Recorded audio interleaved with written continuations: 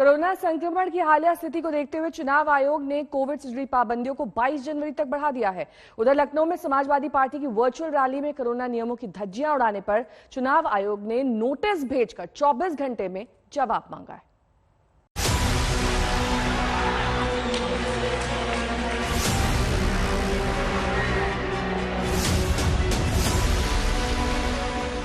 चुनाव आयोग ने भी आज अपनी समीक्षा बैठक में मान लिया है कि कोरोना संक्रमण की स्थिति बिगड़ रही।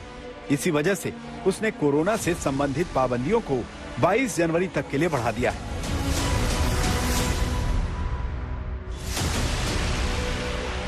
आठ जनवरी को चुनावी तारीखों के ऐलान के साथ ही रैलियों, पदयात्रा और रोड शो जैसे भीड़ जुटाने वाले राजनीतिक कार्यक्रमों पर पाबंदियां लगाई गई थी।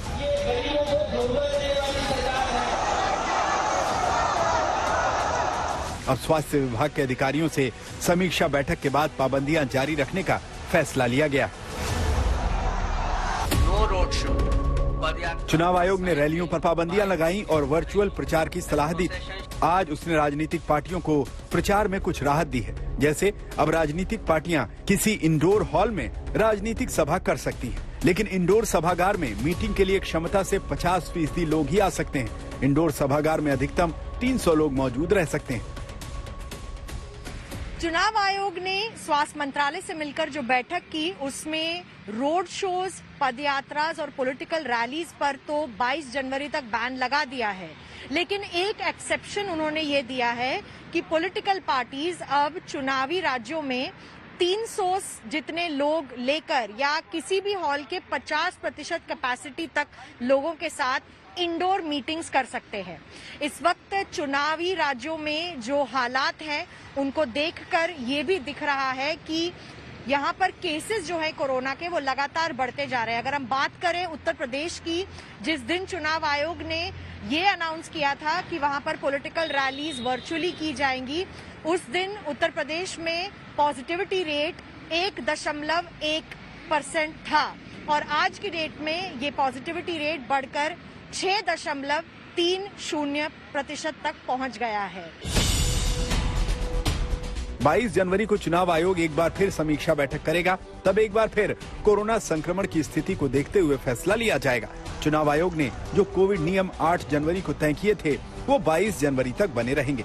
जैसे रैलियों पर पाबंदियां होंगी, पदयात्रा, रोड शो नहीं किए जाएंगे, डोर टू डोर कैंपेन में 5 से ज्यादा लोग नहीं होंगे, मास्क, सैनिटाइजर, सोशल डिस्टेंसिंग का पालन करना अनिवार्य होगा। यादव जी के साथ आज हालांकि कल लखनऊ में समाजवादी पार्टी के कार्यक्रम में कोविड नियमों की धज्जियां उड़ाई गईं। वर्चुअल रैली के नाम से हो रहे कार्यक्रम में सैकड़ों की संख्या में समाजवादी पार्टी के कार्यकर्ता पहुंचे हुए थे। इसको लेकर कुछ विशेष नहीं कहा गया। यहाँ पे आप लोग अनावश्यक भीड़ न लगाइए, कोविड-19 के गाइडलाइन का आप लोग पालन करिए। आदर्श आचार संहिता लगी हुई है। हालांकि चुनाव आयोग ने इस मामले में सख्ती बरती है। इस मामले में समाजवादी पार्टी के 250 कार्यकर्ताओं पर FIR दर्ज की गई है। अभी कोविड-19 के गाइडलाइन के पालन के लिए अनाउंस किया जा रहा है और आचार संहिता जो लगी है उसके बारे में बताया जा रहा है। लेकिन हमें कई ऐसे लोग दिखाई दे रहे हैं जो मास्क नहीं पहने हुए हैं। सबके ऊपर वैधानिक कार्रवाई की जाएगी। नोटिस भी चस्पा किया गया। हाँ, वो इनके कार्यालयाध्यक्ष के लिए नोटिस चस्पा है कि यहाँ पे जो भीड़ लगी है इनको क्या बताएंगे? ये कार्रवाई की जा रही है, वीडियो रिकॉर्डिंग की जा रही है। जैसे वीडियो रिकॉर्डिंग के आधार पर कार्रवाई की जाएगी। लेकिन कल भी हमने तस्वीरें देखी थी, इतनी ज्यादा उसमें मुकदमा दर्ज है। 11 बजे तक जवाब देना था, वो जवाब आया क्या आपके पास? नहीं, चला गया, जवाब चला गया है। जवाब चला गया। जवाब में क्या लिखा गया है? ये आपको जवाब जो गया है वो चला गया है, जो कार्रवाई हुई है। आज अखिलेश यादव ने कोविड नियमों के उल्लंघन पर कार्यकर्ताओं को विशेष सलाह भी दी। मैं जैसे ही पार्टी कार्यालय में घुसा हूं, मैं देख रहा था रास्ते में बहुत बड़े पैमाने पे पुलिस चली आ रही थी। मुझे लगा कि शायद हमारी सुरक्षा बढ़ा दी गई है, लेकिन जब मैं पार्टी कार्यालय के अंदर आ गया तो किसी ने मुझे खबर दी है कि आपके पार्टी कार्यालय पे नोटिस को चिपका दिया गया है। तो इसलिए मैं सभी कार्यकर्ताओं से, नेताओं से कहूँगा कि घर रहें, अपने मोहल्ले में रहें, अपनी विधानसभा में रहें।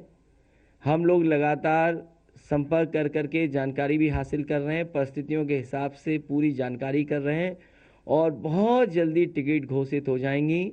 आपको यहाँ आने की ज़रूरत नहीं है। हो सकता है टिकट की सूची ना आए, वैसे ही A और B फॉर्म दे दी जाए, क्योंकि कोविड प्रोटोकॉल का फॉलो करना है।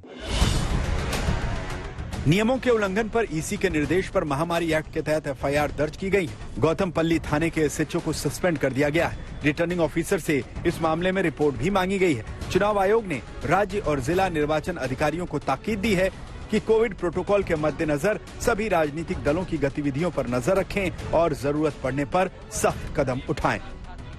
दिल्ली से मिलन शर्मा के साथ आज तक ब्यूरो।